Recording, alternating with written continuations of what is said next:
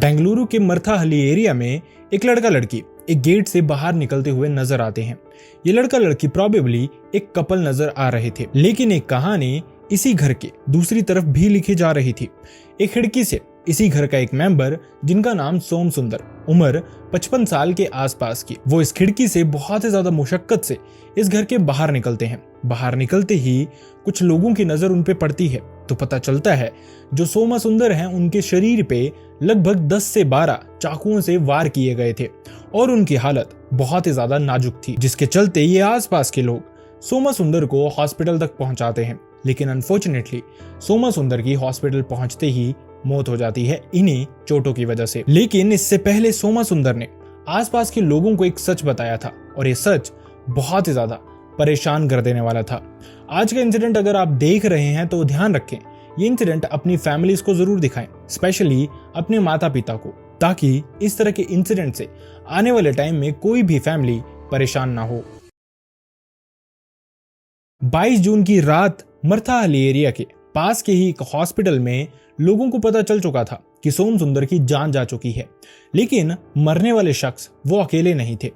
उन्होंने मरने से पहले अपने इसी घर के बारे में, जिसकी खिड़की से वो बहुत मुशक्कत करके निकले थे, उसके बारे में बताया था कि वहां पे कुछ और भी लाशें पड़ी हैं। जिसके बाद आसपास के लोग पुलिस को फोन करते हैं। पुलिस भी थोड़ी देर में वहां पे पहुंचती है, जिसके बाद ये पता चलता है कि सोम सुंदर जिस खिड़की से बाहर निकले थे वो खिड़की अंदर से लॉक की गई थी और इसके अलावा ये कमरा या फिर किराए का मकान ये भी बाहर से लॉक किया गया था। 15 से 20 मिनट की मुशक्कत के बाद ये कमरा खोला जाता है और अंदर जो मंजर था वो किसी भी इंसान के रोंगटे खड़े करके रख दे। इस घर के अंदर 2 और लाशें पड़ी थी, एक औरत जिनकी उम्र तकरीबन 48 साल थी और एक लड़की जिसकी उम्र तकरीबन 19 से 20 साल थी। औरत का नाम मुथुलक्ष्मी और उस लड़की का नाम सुप्रिया।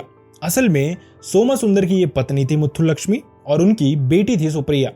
एक ही फैमिली की 3 लोगों का बहुत बेरहमी से कत्ल कर दिया गया था। लेकिन जितना शॉकिंग ये सुनना है कि एक ही फैमिली की 3 लोगों का कत्ल हो जाना, उससे भी ज्यादा शॉकिंग और भयानक आपके लिए ये सुनना होगा कि ये कत्ल किया किसने था और इस फैमिली से उनका लेना देना क्या था, इसकी वजह क्या थी। जब आसपास के लोगों से पूछा जाता है तो वो बताते हैं कि असल में मरने से पहले सोमा सुंदर ने बताया था कि उनका जो कत्ल किया है या फिर उनकी वाइफ और बेटी का भी जो कत्ल किया है वो एक कपल ने किया है। अब ये जो कपल है इसमें लड़की का नाम श्वेता और जो लड़का है उसका नाम है केनेथ। और ये पता चलते ही इन दोनों की अपीयरेंस के बारे में आसपास के लोग काफी हद तक जानते थे, जिसके चलते आसपास की जो भी सीसीटीवी फुटेजेस थी वो रिकवर की जाती हैं। दोनों के जो कॉन्टैक्ट थे वो भी पुलिस रिकवर करती है, लेकिन जब उनकी लाइव लोकेशन चेक करने की कोशिश की जाती है तो पता चलता है कि दोनों का नंबर स्विच्ड ऑफ है।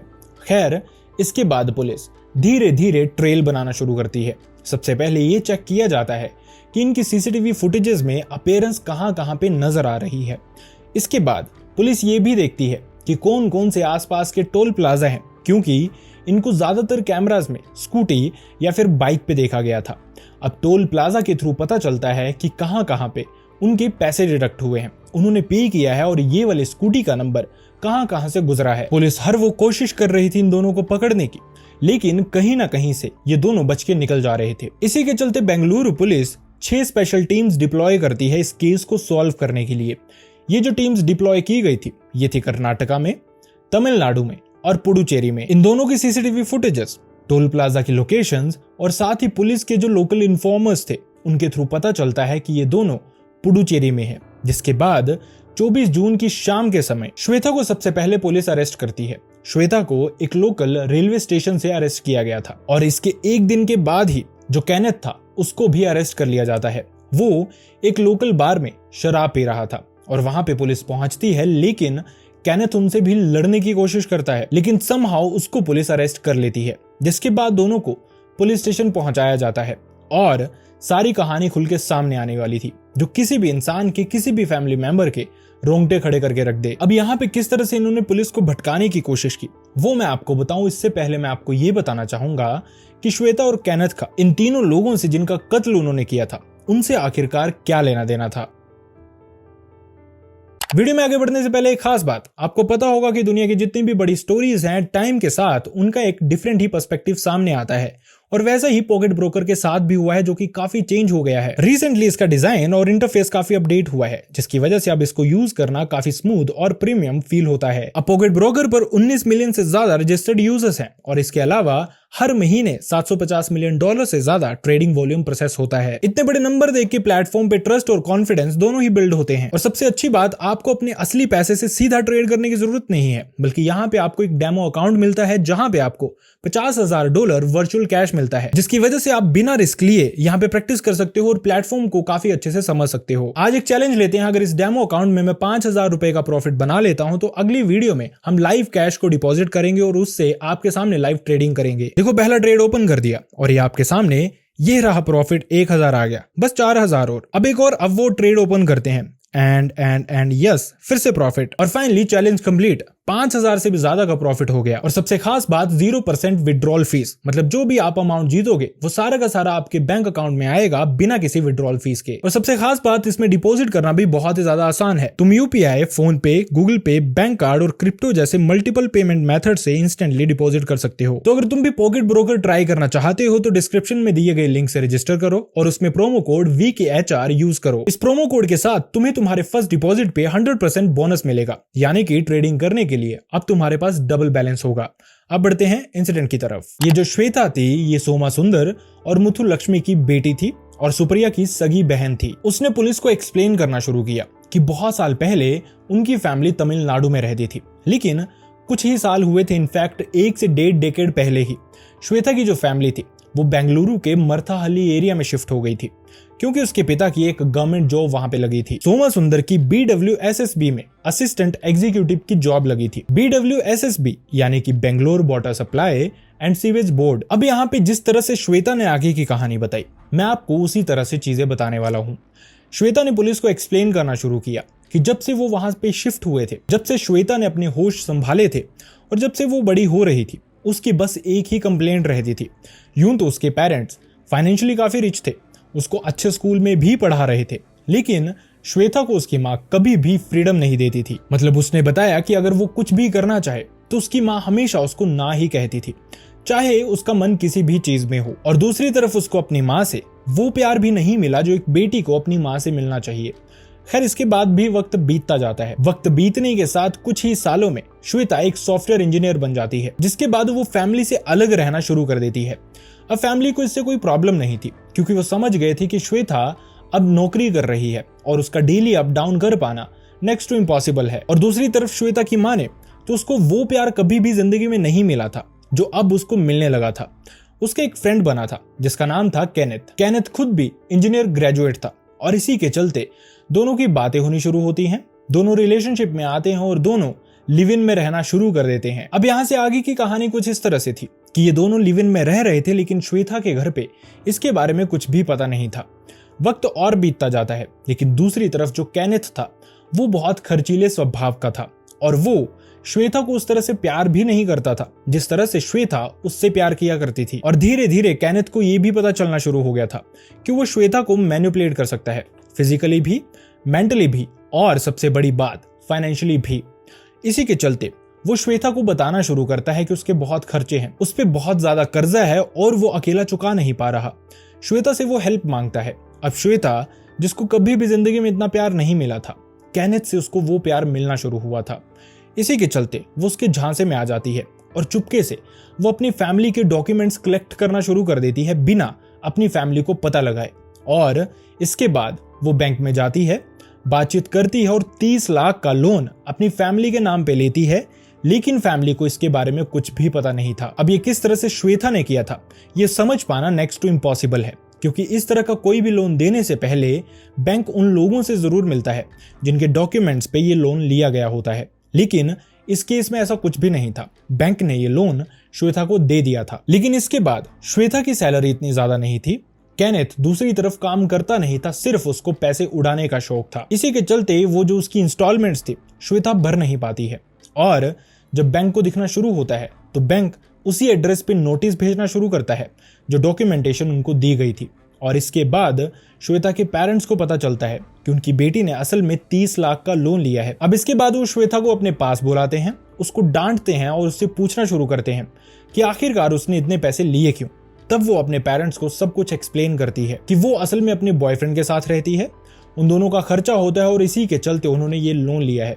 लेकिन फिर भी 30 लाख लोन लेना किसी भी इंसान की समझ से परे हो।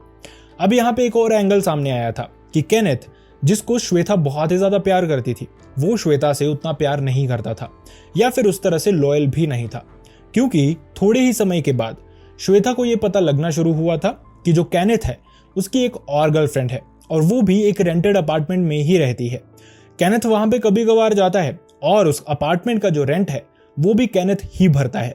मतलब जिस तरह से श्वेता केनेथ से प्यार करती थी, उसी तरह से केनेथ उस लड़की से प्यार करता था और जैसे श्वेता उसको पैसे दे रही थी, केनेथ आगे पैसे डिस्ट्रीब्यूट कर रहा था। ये एक चेन थी और कौन फंसा था या फिर कौन बचा था किसी को समझ में नहीं आ रहा था। अब जब ये बात इसी तरह से आगे बढ़नी शुरू हो जाती है तो श्वेता के पेरेंट्स उसको क्लियरली मना कर देते हैं कि वो उसकी कोई भी हेल्प नहीं करेंगे इस मामले में, वो खुद से ही इस लोन को भरेगी, जैसे भी भरे, वो उसका मानना है, उसकी समझ है। लेकिन जब श्वेता और केनेथ फिर से साथ में बैठते हैं, क्योंकि इस डॉक्यूमेंटेशन में कहीं ना कहीं उनका नाम भी था, उनके डॉक्यूमेंट्स भी गए थे लोन के लिए, तो वो चाहते थे कि वो इस लोन को टाइमली भर तो दे।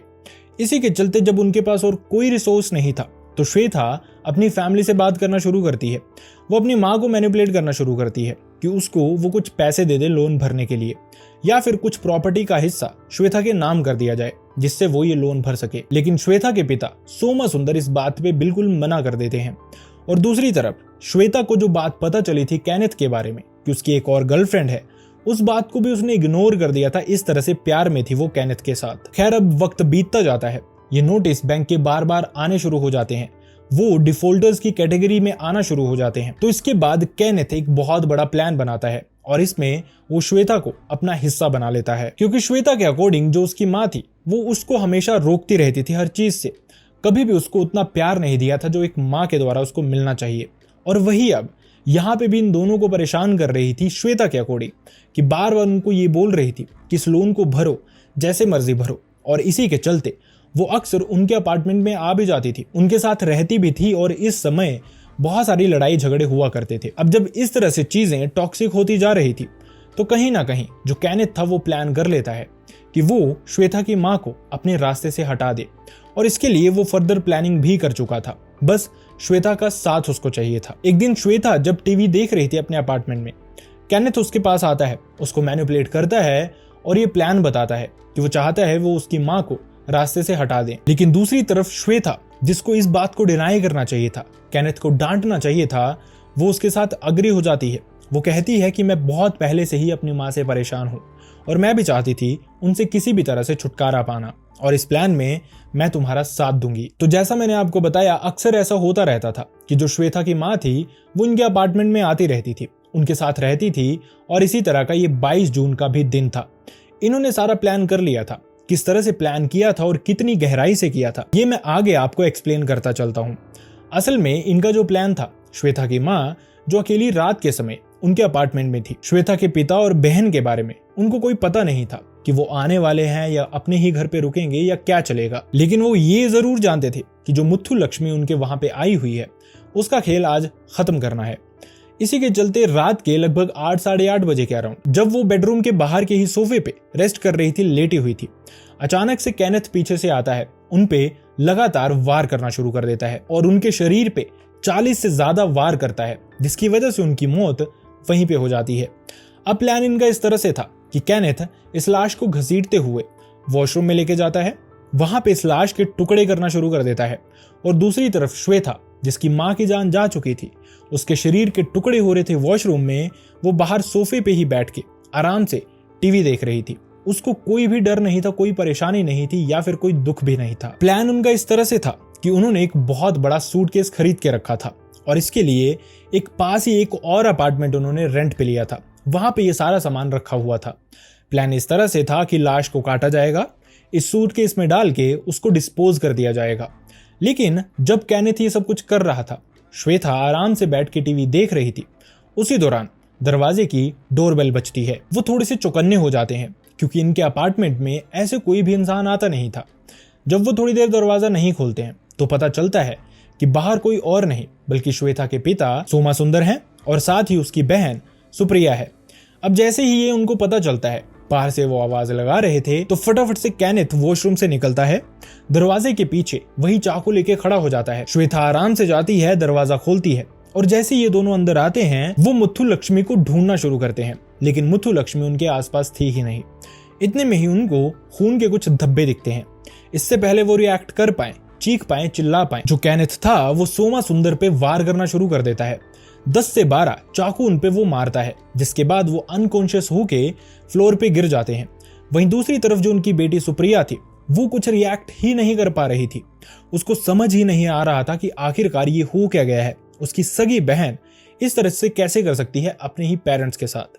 इससे पहले वो चीख सके, चिल्ला सके, फटाफट से श्वेता सुप्रिया के पास जाती है, उसको पकड़ती है, उसका मुंह बंद करती है, एल्बो से उसको झुकाती है और दूसरी तरफ केनेथ उस पे भी वार करना शुरू कर देता है।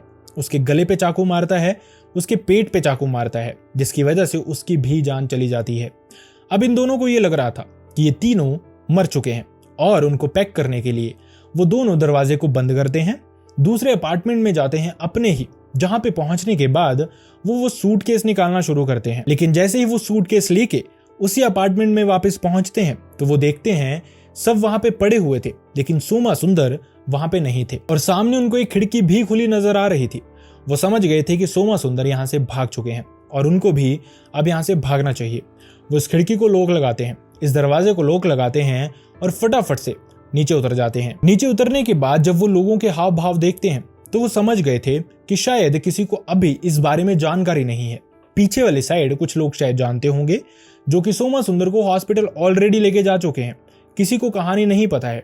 इसी के चलते वो अपनी स्कूटी वहां से उठाते हैं और जहां पे डर के मारे उनको वहां से भाग जाना चाहिए था, उसके इनसाइड वो बहुत कामली पहले श्वेता के घर पे जाते हैं जहां पे उसके पेरेंट्स रहते थे। वहां पे कुछ कैश और सिल्वर के गहने वो चोरी करते हैं ताकि उसका इस्तेमाल कर सकें पुलिस की नजरों से भागने के लिए, और उसके बाद वो निकल जाते हैं पुडुचेरी की तरफ। लेकिन आप अभी भी शॉक्ड रह जाएंगे सुन के कि जब 24 तारीख को श्वेता को अरेस्ट किया गया था उस समय भी वो केनेथ से बहुत ही ज्यादा सच्चा प्यार करती थी, और इसी के चलते वो पुलिस को अपनी पहली स्टेटमेंट ये देती है कि केनेथ को कुछ भी नहीं पता। इनफैक्ट वो तो हमारे बेडरूम में हेडफोन लगा के गाने सुन रहा था। ये जो कुछ भी किया है सिर्फ और सिर्फ मैंने किया है।